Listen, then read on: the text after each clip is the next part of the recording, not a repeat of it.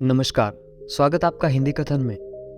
हम सबको मौत से डर लगता है, पर हमें लगता है कि मौत आने में अभी वक्त है और हम ये याद नहीं रखते कि मौत बहुत जल्द आ सकती है।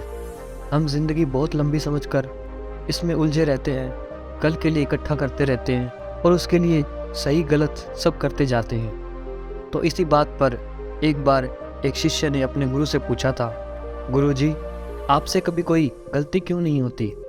आप हमेशा खुश रहते हैं। अगर कोई आपके साथ गलत भी करता है तो आप उसे कुछ नहीं कहते।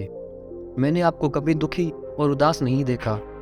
आप कभी किसी का दिल नहीं दुखाते, किसी के साथ कुछ गलत नहीं करते। लेकिन यह संभव कैसे है? इसके जवाब में गुरुजी ने उससे कहा, यह तुम सारी बातें छोड़ो, मैं तुम्हें एक दुखद सूचना बताने जा रहा हूँ, तुम उस पर ध्यान दो। शिष्य ने पूछा, कौन सी सूचना?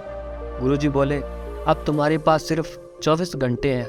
24 घंटे बाद अब तुम्हारी मृत्यु हो जाएगी, तुम मर जाओगे। गुरुजी के मुंह से यह सुनकर उसके पैरों तले जमीन खिसक गई। वह थर-थर कांपने लगा और रोने लगा। जब उसे पता चला कि उसके पास सिर्फ एक दिन बचा है तो उसने जिसका भी दिल दुखाया था सबसे माफ़ी मांग ली। अपने घर वालों को प्यार देने लगा, लोगों में चीज़ें बांटने लगा, क्योंकि अब उसके पास बहुत कम समय बचा था और जिस किसी के साथ भी उसका गुस्सा था, शिकायत थी, वह सारी दूर हो गई। अगले दिन खुद गुरुजी उसके घर पहुंच गए और उससे पूछा, बताओ कि कल से लेकर अभी तक तुमने कोई गलत काम किया? किसी से झगड़ा किया? मन में किसी से कोई शिकायत रही? कोई पाप किया? किसी का दिल दुखाया? वह बोला, गुरुजी, मौत मेरे सर पर खड़ी है, मैं किसी के साथ क्या गलत व्यवहार करूँगा, बल्कि मैंने सबसे माफ़ी मांग ली और सबको माफ़ कर दिया। अब मैं मरने वाला हूँ, तो ज़िंदगी से मुझसे क्या शिकायत हो सकती है? गुरुजी ने उससे कहा, यही तेरे सवाल का जवाब है। तुमने कल मुझसे पूछा था कि मुझे किसी से कोई शिकायत क्यों नहीं, मैं उदास क्यों नहीं होता, मैं दुखी क्यों नहीं होता। इन सारी बातों का यही जवाब है कि मैं अपनी मौत को कभी भूलता नहीं। मुझे ये हमेशा याद रहता है कि मेरे पास लिमिटेड टाइम है। मैं यहाँ कुछ समय के लिए आया हूँ और एक दिन मृत्यु कर मुझसे मेरा जीवन छीन लेगी।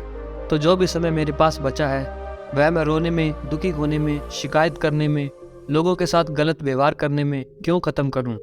ज़िंदगी में जो भी वक्त मेरे पास बचा है उसे मैं खुश होकर गुजारूं। मैं अपने वक्त से खुद को और लोगों को ज़्यादा से ज़्यादा खुशियां दे सकूं।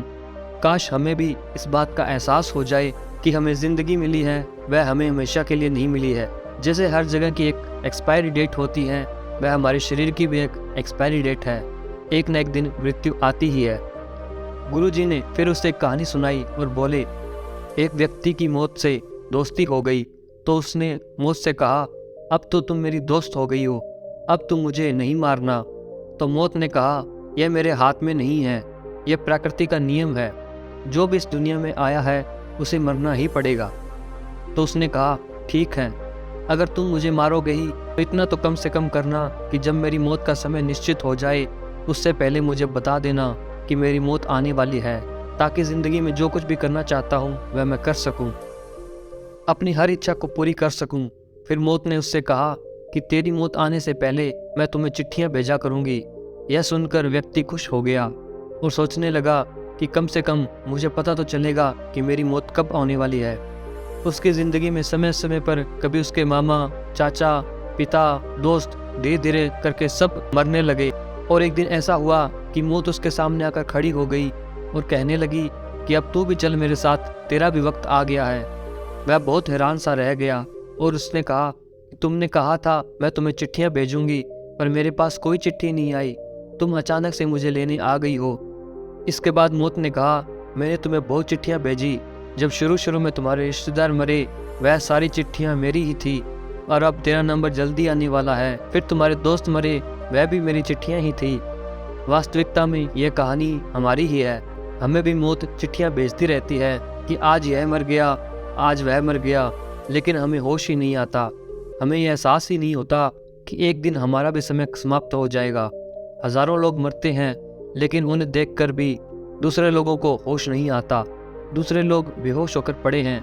बात यह नहीं है कि मौत एक दिन आनी ही है, बात यह है कि क्या हम जिंदगी जी रहे हैं या हम जिंदगी ऐसे ही बर्बाद कर रहे हैं।